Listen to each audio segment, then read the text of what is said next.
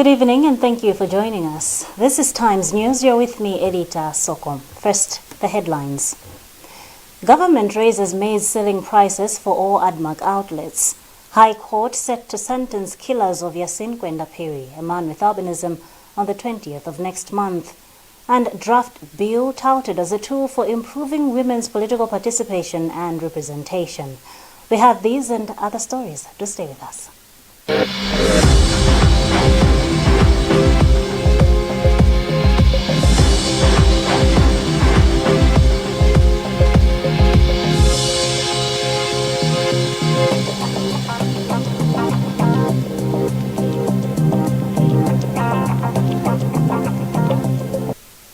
And our first news item tonight, government has revised upwards the maize selling price for all outlets under the Agricultural Development and Marketing Corporation, ADMAC.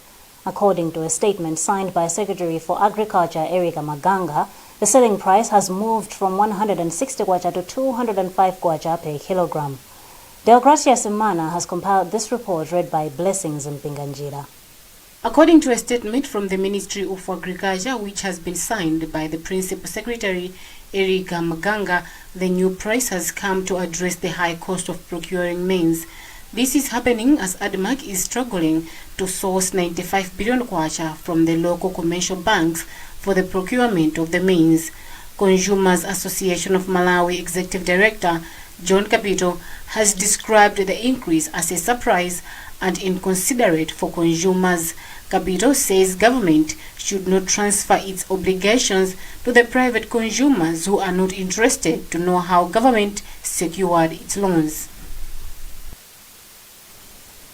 The High Court is set to sentence 2 people found guilty of killing a man with albinism, Yasin Kwendapiri, on the 20th of next month. 54-year-old Piri was killed on December 31, 2018. The sentence will be delivered in an open court in Nkata Bay District, according to Registrar of the High Court and Supreme Court of Appeal, Gladys Gondwe. Feston Malegezo reports. According to court records, the convicts are Frank Kweni Tonje, aged 21, and Bonzo Chirwa, aged 54, both from Traditional Authority for Kamapiri in the district.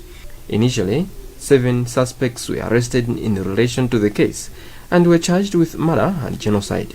However, 5 were acquitted.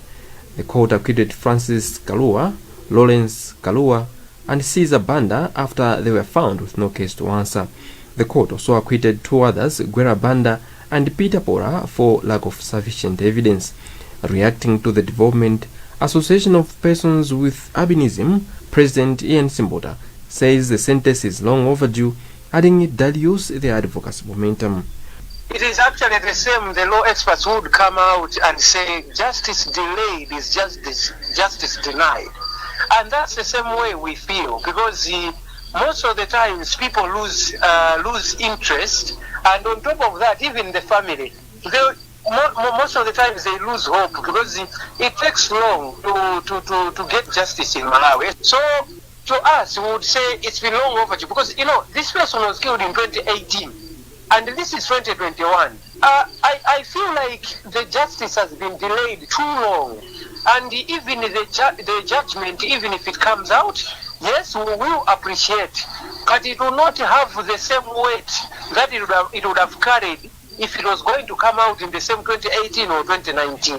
Kwendapiri was murdered in full sight of his son. At that time, Center for Human Rights and Rehabilitation and Center for the Development of People, CEDEP, urged the government to provide compensation and support to Kwenda's family, especially his son. The number of reported crimes against people with albinism in Malawi is estimated at approximately 170 cases, including more than 20 murders since November 2014, according to Amnesty International. Government has described the layman's draft bill on inclusive and gender-responsive electoral reforms as a tool that will improve women's political participation and representation. Principal Secretary in the Ministry of Gender, Rosaline Makumula, said this on Friday in Lilongwe during a validation meeting with electoral stakeholders. Blessings Mpinganjira has this report.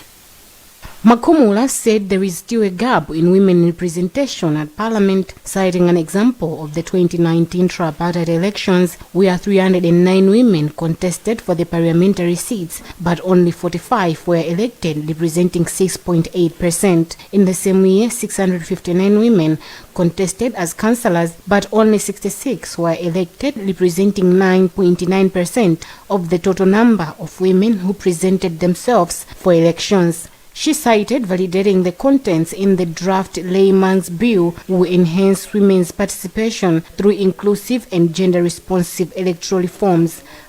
As you know, the representation in Parliament of women is very low, and there have been a lot of factors that have affected the low representation of women, and then we're trying to find out how best we can increase the representation of women in Parliament. Chairperson of Women Caucus, Monica Changanamuno, called for concrete measures that will see a majority of women getting the parliamentary seats. In 2017, the Malawi Law Commission, under its Special Commission on Electoral Reforms, produced a Law Commission report that aims at addressing the issue of increased women participation and representation in elected positions. Construction works on the first 20 kilometers of the 132-kilometer long Nchewu-Tsangano-Neno Mwanza Road has delayed by at least a year. Contractor Malawi Defence Force Construction Company has attributed the delays to a rocky terrain and delays in payment by government. But as Eric Msigiti reports, the works have restarted. Construction of this patch of the road began in April 2018 and was expected to end by October 2019. But delays in payment and the rocky terrain have delayed the works, according to the contractor, MDF Construction Company. The road connects Nchewu, Neno and Mwanza, which are well known for agricultural activities. It's been long overdue, but the works have now resumed.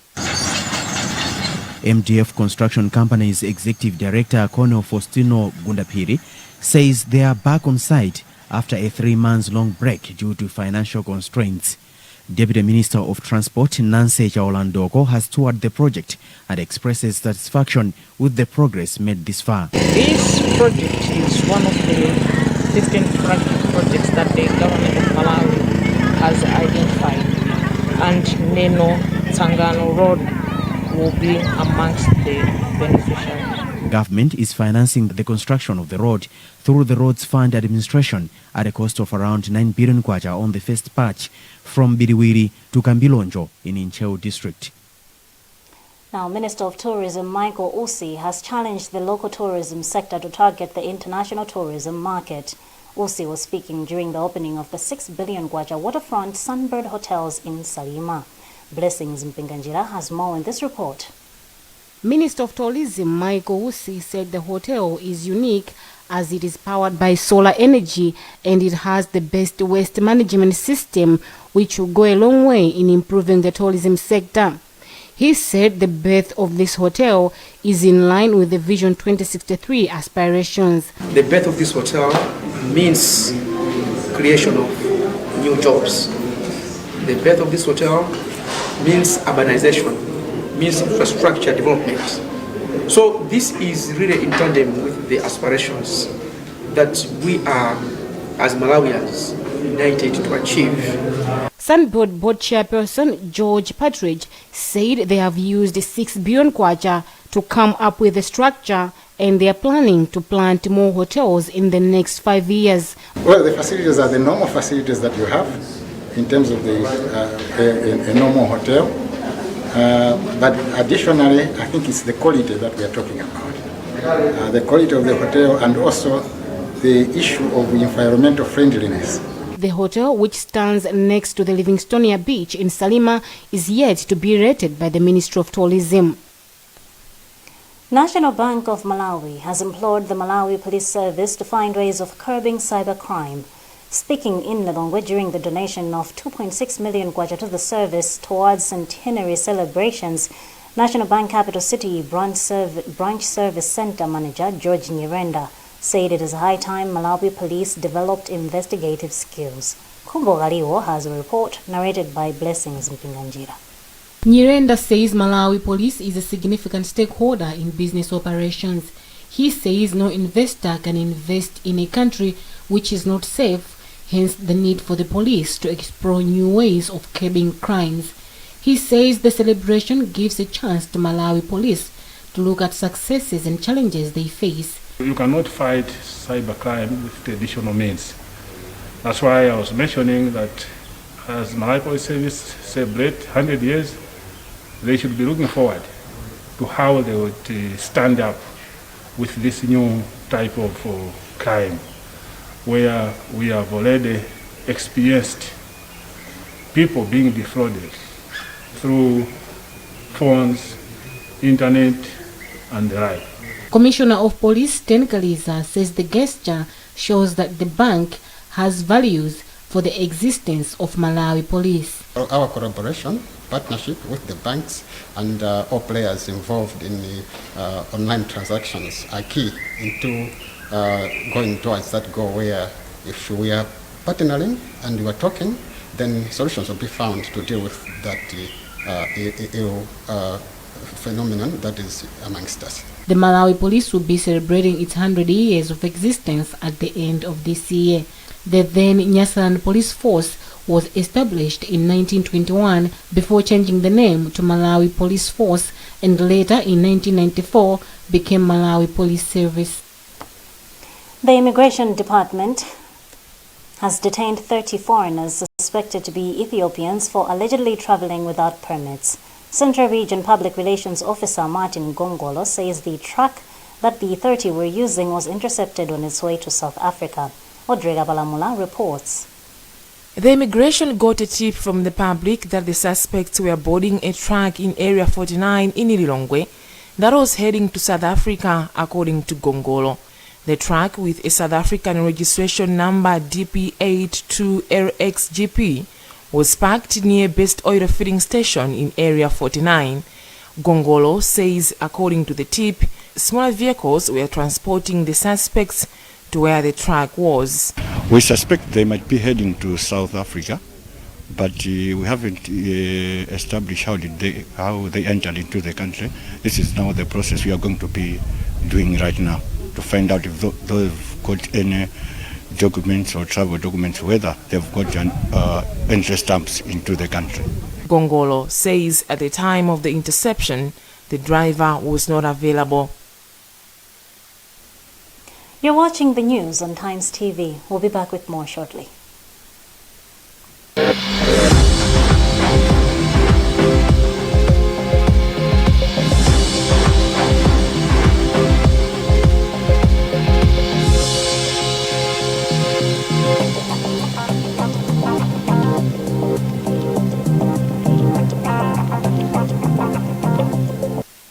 We all start differently, but we can all start with the strongest protection.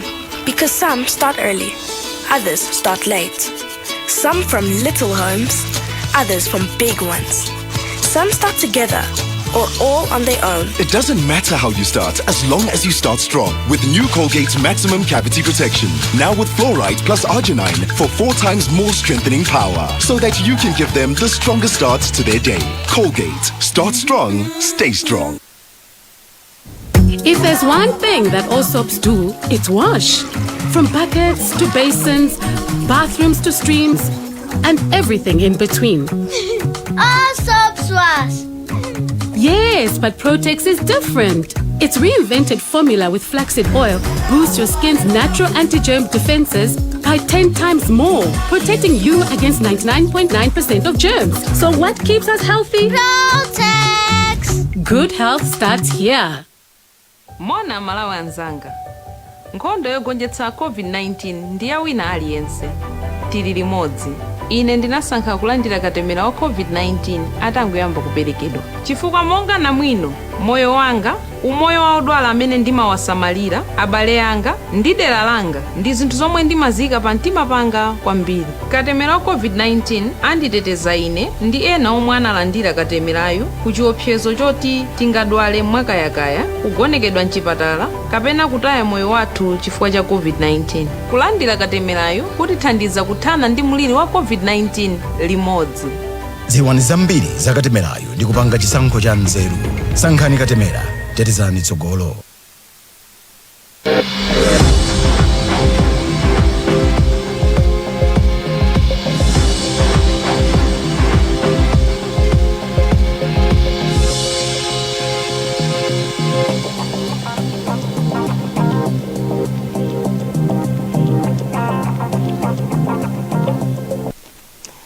back to the news on Times TV. Former Higher Education Students' Loans and Grants Board Chief Executive Officer Chris Chisoni has died. His brother Felix Chisoni has confirmed that the death was due to heart failure. Felix has told Times that his brother was well until Friday morning when he complained of chest pains. Doctors concluded that it was heart failure. Chisoni is survived by a wife and children. At least 3 people have been rescued from mob violence. One has died at the hands of the mob, while other 9 people have been arrested in connection to the violence in a space of 4 days in Mchinji, Ncheu, and Karonga. Human rights commentators say the rise in mob violence could indicate a loss of public trust in security agencies. Patience Lunda has more from Mzuzu. The deceased, who was from Ncheu, was suspected of trying to steal pigs, while one of the victims from Mchinji was suspected of witchcraft, and 2 other victims were suspected of duping Airtel Money agents from Karonga. According to Ncheu Police Public Relations Officer Rebecca Kwisongole, the deceased was found in a pig kraal and suspected of trying to steal livestock. Kwisongole added that he was assaulted to death, leading to the arrest of about 9 people for their involvement in the murder of the 32-year-old man. In Mchinji, the victim, an 85-year-old man, was rescued from angry relations who wanted to set him ablaze after the burial of one of their relatives who died mysteriously. They suspected him of practicing witchcraft. While in Karonga, twin brothers were attacked by a mob but were rescued after they allegedly duped Airtel Money agents at Uliwa in Karonga district. Reacting to the development, Center for Human Rights and Rehabilitation, CHRR Executive Director Michael Kayatsa observed that the behavior of police in the past few years has made people lose trust in the justice system. This loss of trust has come about because of the behavior of the police, in past years, but also because of lack of understanding by the population, by the people of access to justice, laws, issues of bail. People don't understand, issues of bail, how bail is applied. So there's need for the police to raise awareness also, so that people understand that every person who is suspected to have committed a crime has a right to bail. Sharing similar sentiments, Human Rights Consultative Committee (HRCC) board chairperson Robert Nkwezaramba said the on and off relationship between the public and the police needs to be ironed out once and for good. Nkwezaramba further suggested intensive awareness campaigns on the need for people to desist from taking the law into their own hands, which is against the law. And finally, in international news, U.S. lawmakers on both sides of the aisle criticized the treatment of thousands of Haitian migrants attempting to cross the U.S.-Mexico border on Wednesday. Videos have shown U.S. Border Patrol agents on horseback chasing migrants seeking asylum. We have more in this VOA report. The crossing between the U.S. and Mexico in Del Rio, Texas, locked down Wednesday, as thousands of Haitian migrants set up camp under the bridge between the two countries, waiting to cross and claim asylum. After startling images of Border Patrol agents on horseback detaining migrants earlier this week, a top U.S. Homeland Security official promised a swift investigation. The images that emanated from Del Rio, Texas, over the last several days, and correctly and necessarily were met with our nation's horror, because they do not reflect who we are as a country, nor do they reflect who the United States Customs and Border Protection is. The White House echoed those concerns, while noting U.S. immigration policy still has to be followed at the border. this has been an incredibly heart-wrenching issue. We've watched the photos of Haitians gathering under a bridge, many with families, and the horrific video of the CBP officers on horses using brutal and inappropriate measures against innocent people. I think it's important to address that and separately address what our immigration policies are and understand that people are combining them. But congressional Republicans said the Biden administration's immigration policies directly caused this crisis. This nightmare is the direct result of the left-wing policies and left-wing messages pushed by the Biden administration. They say their approach to immigration is the compassionate path, the one that reflects the soul of America. They are wrong.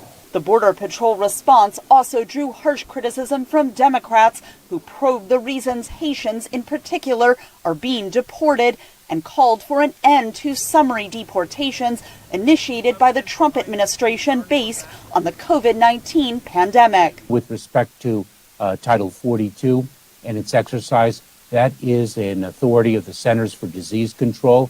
It is not a matter of immigration policy. It is a matter of public health policy driven by the situation of COVID-19 and where the trajectory of that pandemic is. Thousands of Haitian migrants are being released into the U.S. if they promise to appear at an immigration office within 60 days, while others are being deported on flights back to Haiti. The criteria for who stays and goes is not immediately clear. Catherine Gibson, VOA News, Washington.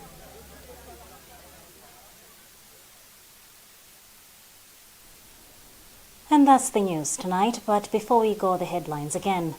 Government raises maize selling prices for all ADMAC outlets. High Court set to sentence killers of Yasin Piri, a man with albinism, on the 20th of next month. And a draft bill touted as a tool for improving women's political participation and representation. Remember, you can get more on these and other stories by visiting our website www.times.mw. You may like our Facebook page, Times 360 Malawi, subscribe to 1895, and follow us on Twitter at Times 360 Malawi. Remember to wash your hands regularly, observe social and physical distance, mask up, and get vaccinated to prevent COVID-19. Please stay safe. You've been with me, Edita Soko. Have a lovely night.